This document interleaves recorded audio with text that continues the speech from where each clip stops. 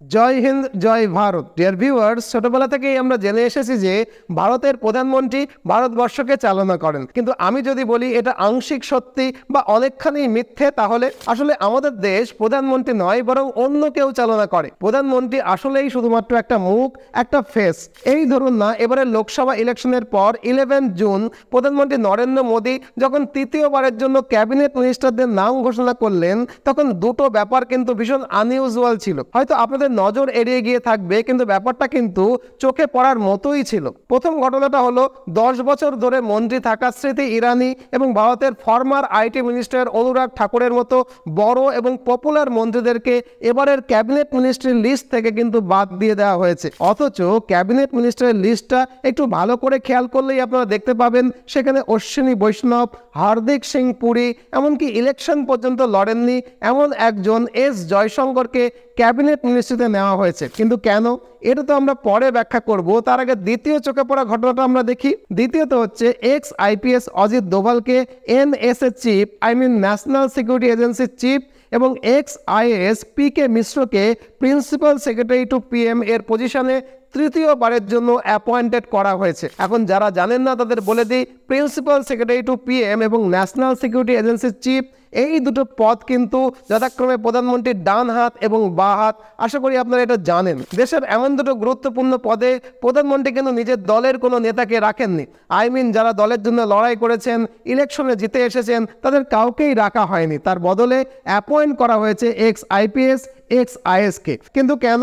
আসলে এই 5 জনের ক্ষেত্রেই কিন্তু একটা জিনিস কমন, সেটা হলো এই 5 জনই কিন্তু ব্যুরোক্র্যাটস বা আমলা। 1971 সালের বাংলাদেশের লিবারেশন ওয়ার হোক, বা সিকিমকে ভারতের সঙ্গে জুড়ে নেওয়া হোক, বা 1998 পোখরান নিউক্লিয়ার টেস্ট হোক, বা দেশে জিএসটি লাগু করা হোক, বা কোভিডের মতো বড় কোনো প্যান্ডামিকের সময় সারা দেশ জুড়ে ভ্যাকসিনেশন করার মতো বড় কোনো কাজ হোক, অথবা আমাদের দেশকে যে কোনো বিপদ থেকে বাঁচানো হোক, এরকম সব রকমের চ্যালেঞ্জিং আর বড় বড় কাজ কিন্তু আমাদের দেশে ব্যুরোক্র্যাটস বা আমলারাই করে থাকেন। আমাদের দেশের সেই হিরোদের কথা কিন্তু আমরা কখনো সামনে আনি না, হয়তো আনতে দেওয়াও হয় না। আর এজন্যই আমাদের আজকের ভিডিওটা কিন্তু একটু অন্য রকমের হতে যাচ্ছে।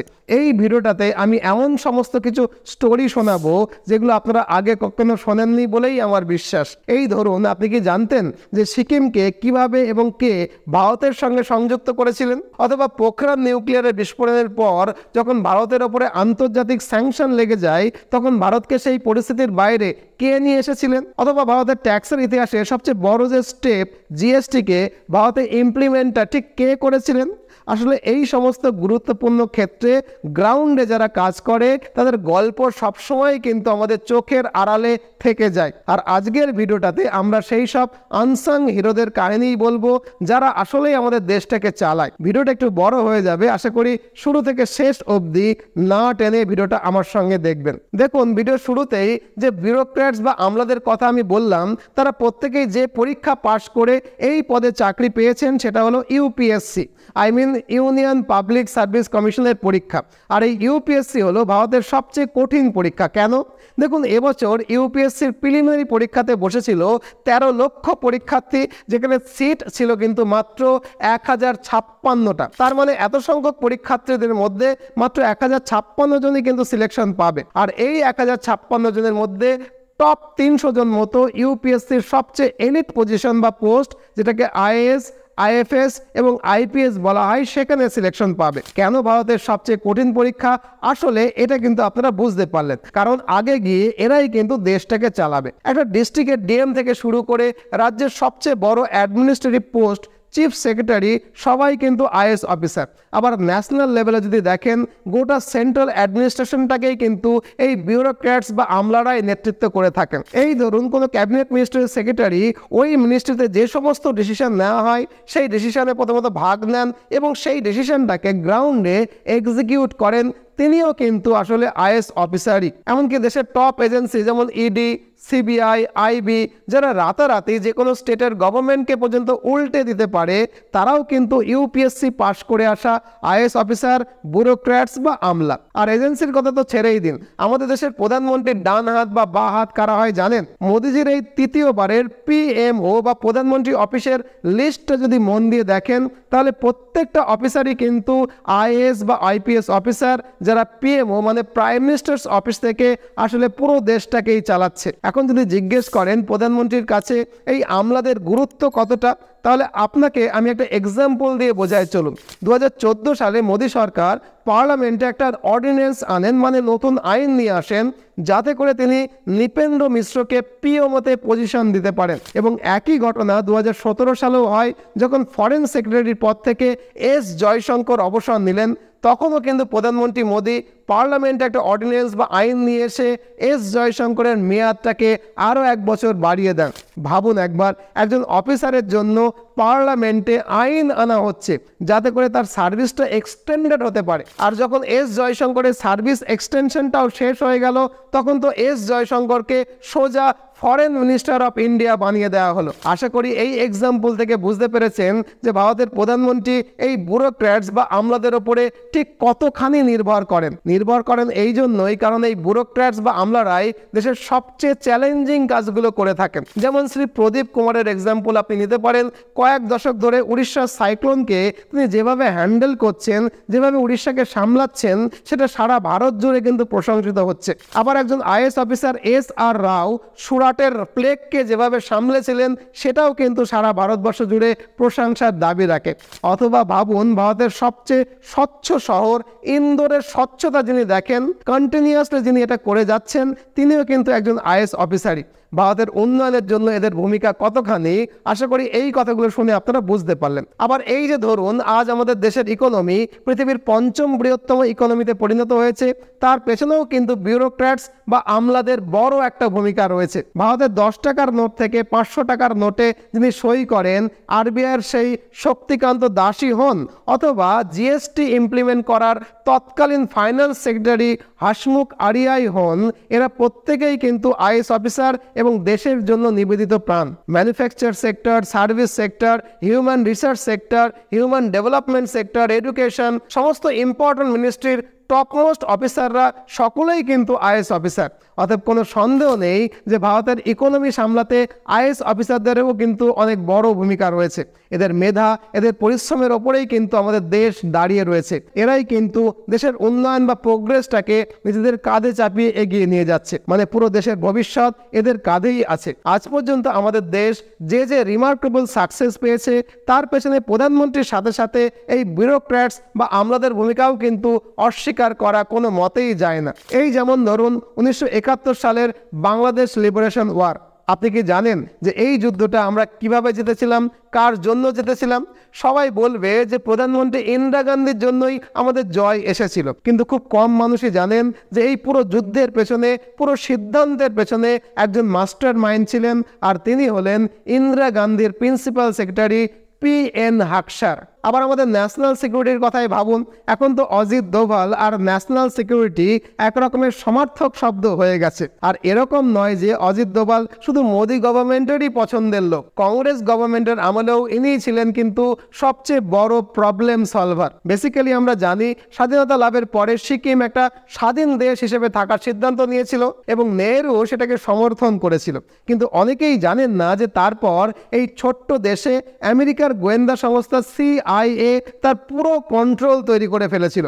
আর তারপরে 1959 সালে যখন চীন তিব্বতকে দখল করে নিল আর দলাই লামা এই রাস্তা দিয়ে ভারতে এলো, তখন ভারত প্রথমবার সিকিমের গুরুত্বকে উপলব্ধি করলো। এর 3 বছর পরে 1962-তে চীন যখন ভারত আক্রমণ করে, সেই সময় ভারত বুঝে গেছিল যে ভারতের ওপরে চীনের আক্রমণের গেটওয়েটাই কিন্তু সিকিম। মানে সিকিম হলো চীনের সঙ্গে যুদ্ধের একটা গুরুত্বপূর্ণ স্ট্র্যাটেজিক্যাল পয়েন্ট। আর এই সময় মানে 1962-তে নেহরুজি কোনো সিদ্ধান্ত নেওয়ার আগেই চাইনিজ আক্রমণের ব্যর্থতায় তার হার্ট অ্যাটাকে মৃত্যু হয়ে যায়। আর তারপর সিচুয়েশনের গম্ভীরতা বুঝে এবং সিকিম যাতে আমেরিকার সিআইএর নিয়ন্ত্রণে চলে না যায় অথবা তিব্বতের মতো সিকিম যাতে চীনের দখলে চলে না যায়, সেই জন্য ইন্দিরা গান্ধী সিকিমকে ভারতের সঙ্গে জুড়ে দেওয়ার মতো একটা বড় সিদ্ধান্ত নেন। কারণ যখন ইন্দিরা গান্ধী ক্ষমতায় আসেন তখন তিনি জানতে পারেন যে আমেরিকার গোয়েন্দা সংস্থা সিআইএ একটা ফুল ফ্লেজড পরিকল্পনা নিয়ে সিকিমকে সম্পূর্ণ নিয়ন্ত্রণে নেওয়ার চেষ্টা করছে।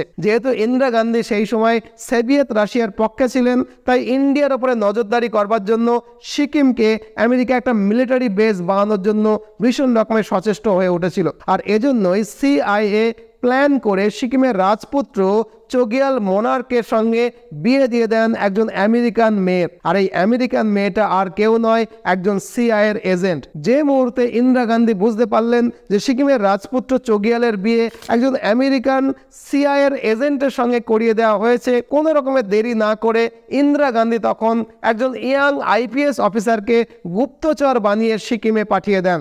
আর এই ইয়াং আইপিএস অফিসার সিকিমে গিয়ে সিকিমের মানুষের মধ্যে একটা প্রো ইন্ডিয়া ন্যারেটিভকে তৈরি করে ফেলেছিল।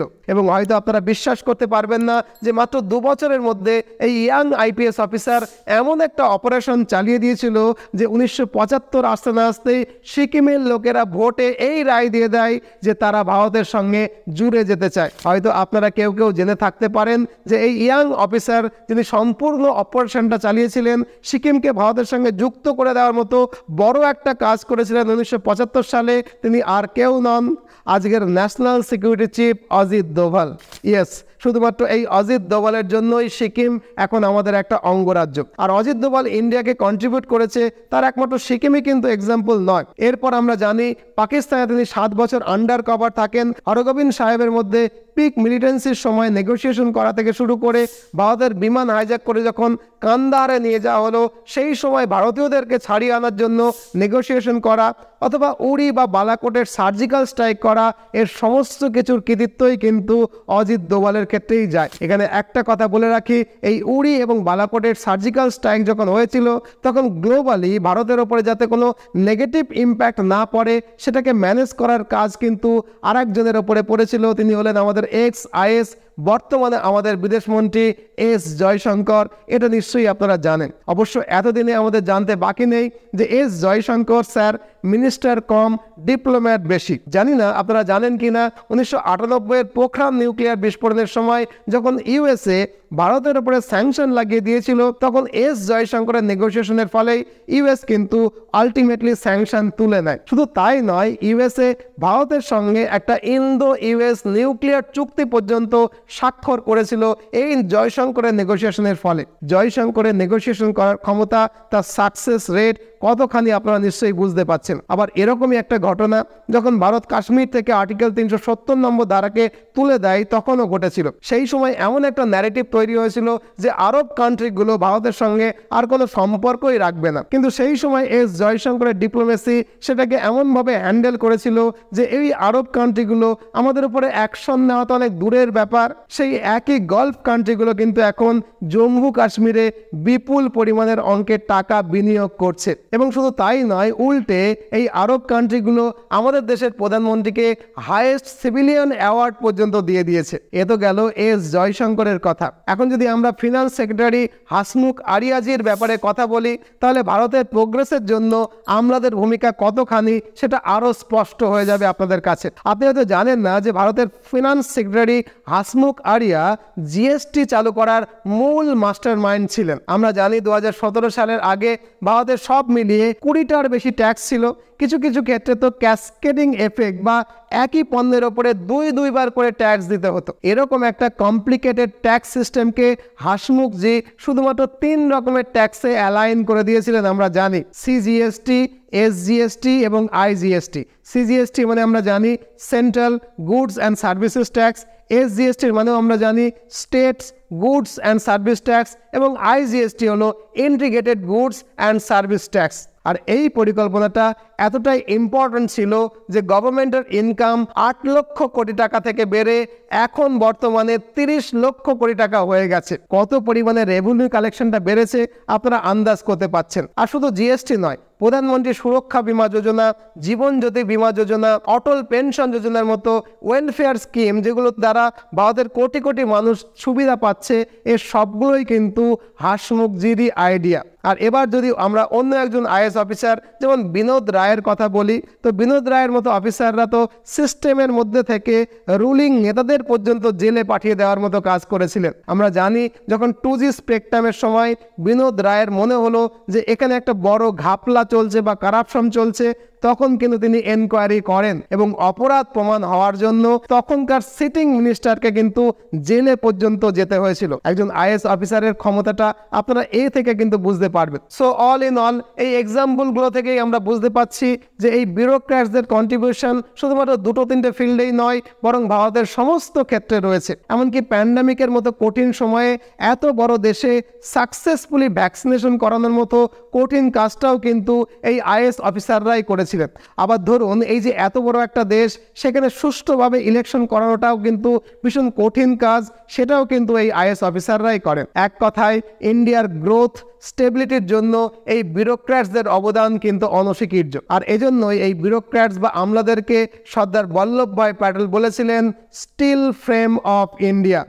আর এই স্টিল ফ্রেমের ওপরেই কিন্তু দাঁড়িয়ে আছে আমাদের মহান দেশ ভারতবর্ষ। অর্থাৎ প্রধানমন্ত্রী আমাদের দেশের মুখ বটে, কিন্তু প্রকৃতপক্ষে প্রধানমন্ত্রী একটা গোটা টিম নিয়ে কাজ করেন এবং সেই টিমের ওপরে দাঁড়িয়েই কিন্তু দেশটাকে চালনা করেন। আর ইতিহাস সাক্ষী, যখন যখন ভারতের এই টিমটা যতটা মজবুত থেকেছে, তখন তখন আমাদের দেশ একটা শক্তিশালী ভারতকে পেয়েছে, প্রোগ্রেসিভ ভারতকে দেখতে পেয়েছে। আর সৌভাগ্যক্রমে আমাদের বর্তমান ভারত একটা শক্তিশালী টিম তৈরি করতে পেরেছে, যার ফল কিন্তু আমরা হাতে নাতে পাচ্ছি।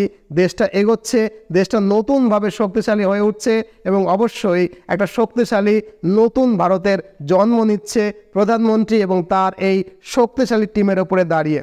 তো এই হলো সম্পূর্ণ ব্যাখ্যা, যেটা থাম্বনেলে লিখেছিলাম। আশা করি তার পুরো গল্পটা আপনাদের বোধগম্য হলো। যদি ভিডিওটা ভালো লাগে নিশ্চয়ই একটা লাইক করবেন, আর কমেন্ট বক্সে আপনাদের মূল্যবান কমেন্ট জানাতে ভুলবেন না। প্রত্যেকের কমেন্ট কিন্তু আমি নিজে পড়ার অপেক্ষায় থাকি। যদি নতুন হন চ্যানেলটাকে সাবস্ক্রাইব করবেন, বেল আইকনটাকেও প্রেস করে রাখবেন। নতুন ভিডিওতে আবার দেখা হবে। ভালো থাকবেন, সর্বদা ভারতের পক্ষে থাকবেন। জয় হিন্দ, জয় ভারত।